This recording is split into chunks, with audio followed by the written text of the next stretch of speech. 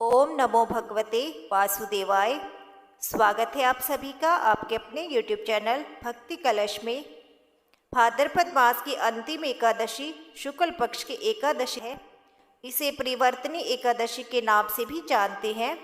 परिवर्तनी एकादशी को जल झूझनी एकादशी और पदम एकादशी के नाम से भी जाना जाता है। इस समय चातुर्मास का भाद्रपद महीना चल रहा है। भगवान विष्णु इस समय योग निद्रा में होते हैं। भाद्रपद शुक्ल एकादशी तिथि को भगवान विष्णु अपना करवट बदलते हैं। इसी वजह से इसका नाम परिवर्तनी एकादशी है।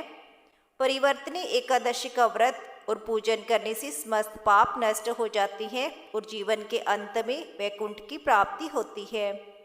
परिवर्तनी एकादशी के दिन भगवान विष्णु के अलावा उनके वामन अवतार की पूजा की जाती है।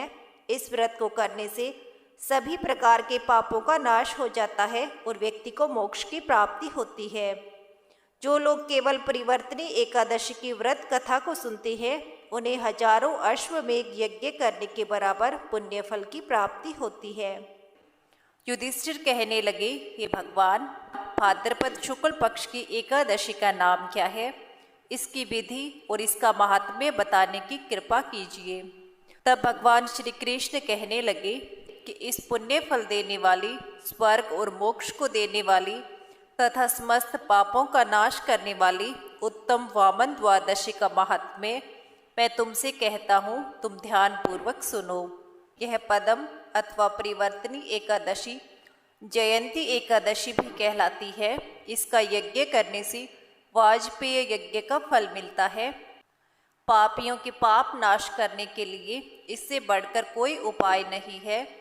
जो मनुष्य इस एकादशी के दिन भगवान विष्णु के वामन रूप की पूजा करता है उसे तीनों लोग पूज्य होते हैं। अतः मोक्ष की इच्छा करने वाले मनुष्य इस व्रत को अवश्य करें। जो कमल नयन भगवान का कमल से पूजन करते हैं वे अवश्य भगवान के समीप जाते हैं। जिसने भाद्रपद शुक्ल एकादशी को व्रत और पूजन किया उसने ब्रह्मा विष्णु सहित तीनों लोकों का पूजन किया। अतः हरिवासर अर्थात एकादशी का व्रत अवश्य करना चाहिए। इस दिन भगवान करवट लेते हैं, इसलिए इसको परिवर्तनी एकादशी भी कहते हैं। यह एकादशी जयंती एकादशी भी कहलाती है। इसका यज्ञ करने से वाजपेय यज्ञ का फल मिलता है। पापियों के पाप नाश करने के लिए इससे बढ़कर कोई उपाय नहीं है। भगवान के वचन सुनकर युधिष्ठिर बोले, भगवान, मुझे अति संदेह हो रहा है कि आप किस प्रकार सोते और करवट लेते हैं तथा किस तरह राजा बलि को बांधा और वामन रूप रखकर क्या क्या लीलाएं की। चातुर्मास के व्रत की क्या विधि है और आपके शयन करने पर मनुष्य का क्या कर्तव्य है, सो आप मुझसे विस्तार पूर्वक बतलाइए। श्री कृष्ण कहने लगे, हे राजन, अब आप सब पापों को नष्ट करने वाली कथा का श्रवण करें। त्रेता युग में बलि नामक एक दैत्य था। वह मेरा परम भक्त था। विविध प्रकार के वेद सूक्तों से मेरा पूजन किया करता था और नित्य ही ब्राह्मणों का पूजन और यज्ञ के आयोजन करता था। लेकिन इंद्र से द्वेष के कारण उसने इंद्रलोक और देवताओं को जीत लिया। इस प्रकार सभी देवता एकत्र होकर सोच विचार करके भगवान के पास गए। बृहस्पति सहित इंद्र आदि देवता प्रभु के निकट जाकर नतमस्तक होकर देव मंत्रों द्वारा भगवान का पूजन और स्तुति करने लगे। अतः मैंने वामन रूप धारण करके 5वां अवतार लिया और फिर अत्यंत तेजस्वी रूप से राजा बलि को जीत लिया। इतनी वार्ता सुनकर राजा युधिष्ठिर बोले, हे जनार्दन, आपने वामन रूप धारण करके उस महाबली दैत्य को किस प्रकार जीता? श्री कृष्ण कहने लगे, मैंने वामन रूपधारी ब्रह्मचारी बलि से 3 पग भूमि की याचना करते हुए कहा, मुझे ये 3 लोक के समान है। हे राजन, यह तुमको अवश्य देनी ही होगी। राजा बलि ने इसे तुच्छ याचना समझकर 3 पग भूमि का संकल्प मुझे दे दिया।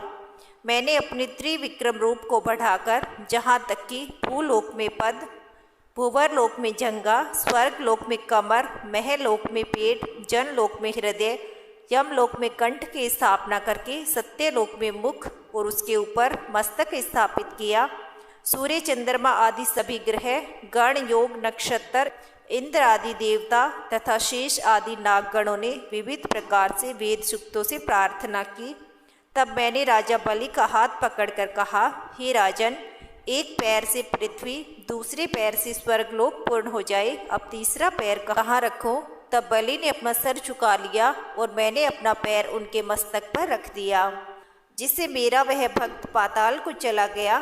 फिर उसकी विन्नति और नम्रता को देखकर मैंने कहा, हे बलि, मैं सदैव तुम्हारे ही निकट रहूँगा। विरोचन पुत्र बलि से कहने पर भाद्रपद शुक्ल एकादशी के दिन बलि के आश्रम पर मेरी मूर्ति की स्थापना हुई।